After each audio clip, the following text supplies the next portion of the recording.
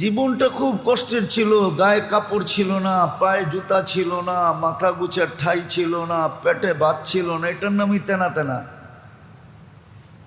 এতে জীবনটা তো তেনা তেনা ছিল। হ্যাঁ, ওনারা এইখানে নিতে চান নাই।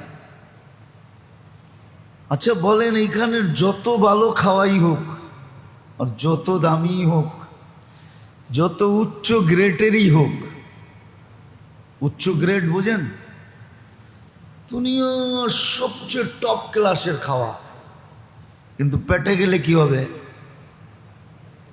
কি আরে বলেন না, মসজিদে দেখা তো বলা যায় না, ঠিক না? পেটে গেলে কি হবে? দুর্গন্ধময় ময়লা হবে, ঠিক না? এই তো, এই জন্য ওনারা নিতে চাইতেন না। ওনারা বলতেন নিব, জমা রইল। এই জন্য হাদিসে আছে, হাদিসে আছে দুনিয়ায় বেশি ভোগ করবে যে ওইখান থেকে কিছু লেস হবে, ওইখান থেকে কিছু কমা যাবে। এই জন্য একদিন ভালো খাওয়া আসছিল ওমর রাদিয়াল্লাহু তাআলা আনহুর সামনে।